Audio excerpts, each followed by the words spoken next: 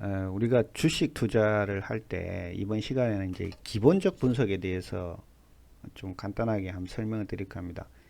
뭐 기본적 분석이라는 것은 이제 기업의 어떤 펀더멘탈을 분석을 하는 것인데요. 굉장히 그 많은 지표들이 있습니다. 그 중에서 우리가 좀 중요하게 짚어봐야 될 지표 한 네 가지를 한번 소개를 하고, 이 네 가지를 가지고 현재 뭐 주식이 좀 이렇게 강세를 보이고 있는 업종이 조선주라고 볼 수 있죠, 그죠? 그럼 이 조선주 섹터에 대해서 한번 이것을 한번 적용을 한번 해봤습니다. 어떻게 되는지 한번 살펴보면, 먼저 첫 번째가 이 ROE라는 게 있어요.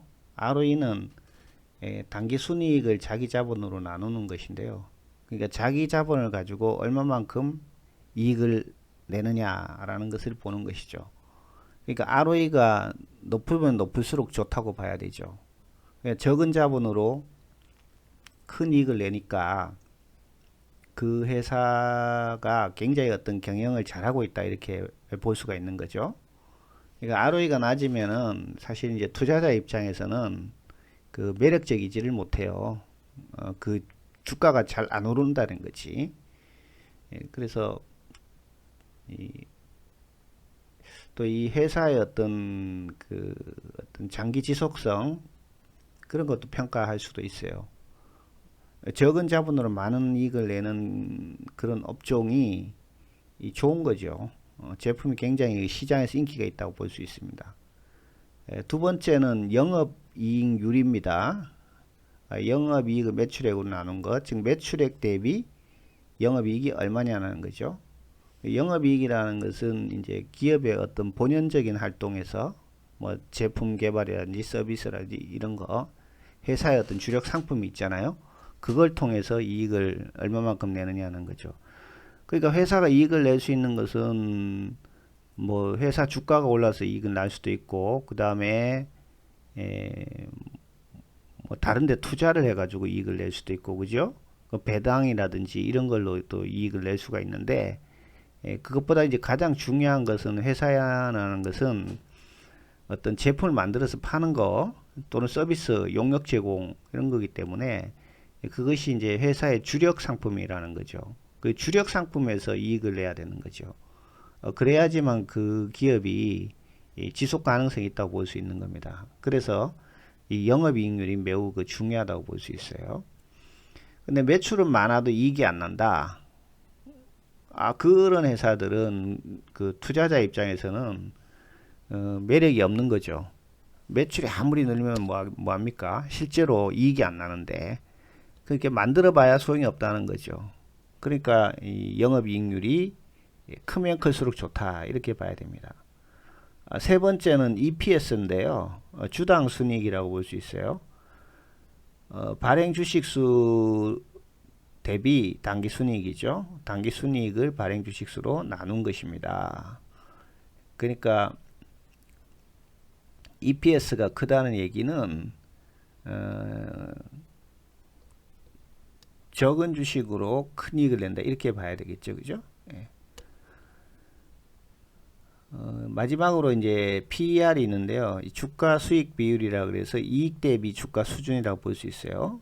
그러니까 낮을수록 저평가됐다 볼 수 있습니다. 이것은 주가를 EPS로 나눈 것이 되기 때문에, 이건 결국 이제 순이익 대비 시가총액입니다. 시가총액을 순이익으로 나눈 것이다, 이렇게 되죠. 그래서 PER이 낮을수록 저평가되어 있다.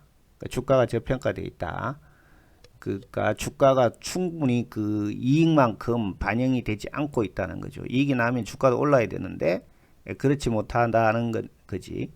그러니까 주가가 이제 오를 여지가 있다고 볼 수 있는 것입니다. 자, 그래서 이 조선주 섹터에 대해서 한번 한번 비교를 해봤어요. 2025년 12월, 요건 추정치입니다. 아직 12월이 안 됐잖아요. 그러니까 증권회사에서 이제 그 회사 영업이익률 추정해 보는 것이죠. 이게 뭐 틀릴 수는 있어요. 틀릴 수는 있는데 전혀 근거 없이 추정한 건 아니니까 이익이라는 것은 미래 이익이니까 지금 거를 본다기보다는 앞으로 지금 안 좋지만 앞으로 좋을 수도 있고 지금 좋지만 앞으로 나쁠 수도 있고 하니까 추정치를 쓰는 것도 나름대로의 그 의미가 있다고 볼 수 있어요. 그래서 2025년 12월까지 추정치 EPS, PER, ROE하고 영업이익률은 이 추정이 좀 어렵다고 보는 거지. 그래서 1분기 2025년 1분기 3월달까지 3월까지요. 3개월분이죠. 그죠? 3개월분에 대한 영업이익률을 봤어요. 그리고 이쪽은 이제 그 6개월 수익률과 1년 수익률을 본 겁니다. HD 한국조선해양이 EPS가 가장 높게 나타나죠. 그죠? 그리고 삼성중공업이 가장 낮게 나고 PER은 HD 현대중공업, 삼성중공업, 하나오션 그죠? 하나오션이 가장 크죠. 하나오션이 가장 고평가되었다 이렇게 볼 수 있어요. 이익 대비 주가가 제일 높다. 그리고 한국조선해양이 이익 대비 주가가 가장 낮게 지금 형성이 되어 있어요. 수익률만 보더라도 지금 6개월 수익률이 9.8% 밖에 안 되잖아요. 나머지 조선주들은 61%, 121, 그 다음에 이게 200, 삼성중공업이 이게 좀 잘못됐네요. 삼성중공업의 6개월 수익률이 36.6입니다. 26.6이 아니고 36.6이에요. 이렇게 되어 있습니다. 1년 수익률 보더라도 한국조선해양이 가장 낮게 되어 있죠. 뭐 삼성중공업이 좀 가장 낮은데 좀 비슷하죠, 그죠? 근데 6개월 수익률 대비하면 한국조선이 가장 낮죠. 그러니까 주가 대비 어떤 평가 수준을 볼 때는 한국조선해양이 가장 낮은 걸로 되어 있고 하나조선이 가장 높은 걸로 되어 있습니다. 영업이익률을 보면 한국조선해양이 제일 높게 나와 있어요. 그죠? 영업이익이 7.5% 그러니까 3월 달까지만 보면 그렇다는 거죠.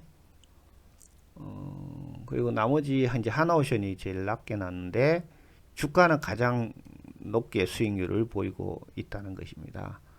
그래서 하나오션은 상당히 좀 고평가되어 있다라는 걸 우리가 알 수가 있어요. 그 영업이익에 대비 주가가 수익률이 너무 높게 이렇게 나타나 있고 한국조선해양은 오히려 조금 저평가되어 있다 이렇게 볼 수가 있는데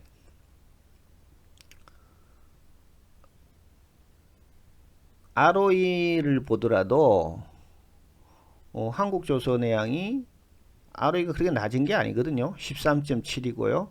현대중공업이 제일 높죠. 그러니까 현대중공업이 경영 운영은 가장 잘한다. 적은 자본으로 큰 이익을 내고 있다. 이렇게 볼 수가 있고요.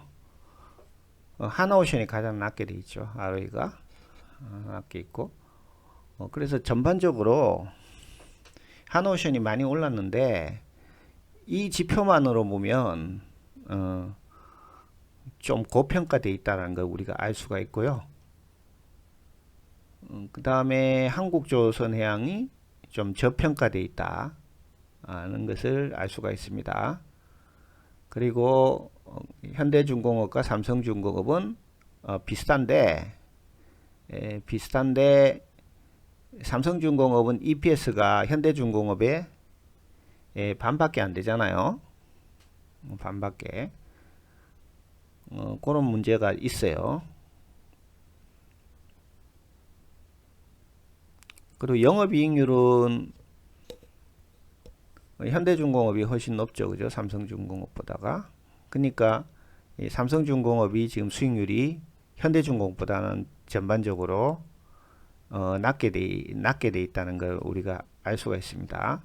그리고 ROE 자체도 삼성중공업보다 현대중공업 훨씬 높게 나와죠. 그죠?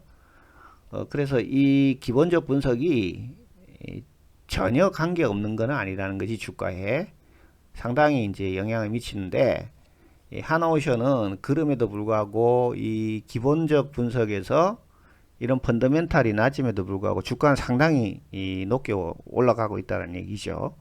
그래서 이건 이제 고평가됐다고 볼 수도 있고, 이런 거하고 또 안 맞게, 이제 더 미래의 어떤 가치를, 이건 지금 1년치 추정치니까요. 내년치를 또 이렇게 반영해 갖고 주가는 움직일 수가 있는데, 우리가 뭐 거기까지 이제 기다리면서 이렇게 볼 수는 없으니까, 현재 이 지금 상태로서 요거는 3월달 기준이잖아요. 근데 지금 4월달이잖아요. 그죠? 4월달 넘어갔고, 2분기에 어떤 실적이 어떻게 될지는 모르겠지만 1분기 기준으로만 볼 때는 HD 한국조선해양이 가장 좋다 이래 볼 수가 있습니다. 추가적인 어떤 저평가되어 있다. 그러니까 저평가된 것이 좋은 주식이거든요. 그게 이제 오를 여지가 아무래도 좀 있다고 봐야 되겠죠.